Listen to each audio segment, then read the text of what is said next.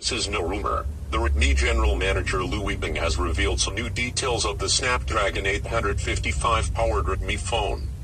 The phone is likely to be called Redmi Pro 2 in China, while it is rumored that it may come to India as the Poco F2.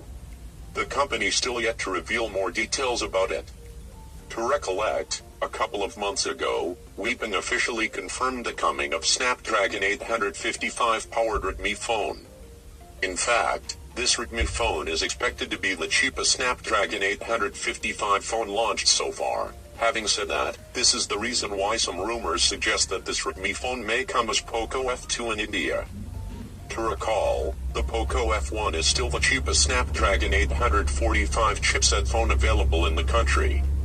Considering the never-ending leaks and rumors making round on the internet about the Snapdragon 855 powered Redmi phone, we expect the launch of the phone to happen soon.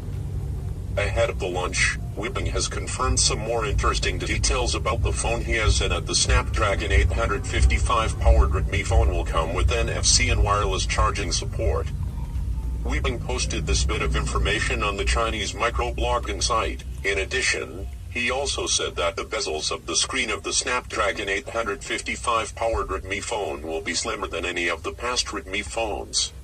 Beginning this month, Weibing also confirmed that the Snapdragon 855 powered Redmi phone will come with a 3.5mm headphone jack, triple rear cameras, pop-up front camera, slim bezels and many more interesting features. Recently, some pictures of the alleged Snapdragon 855 powered Redmi phone were also leaked.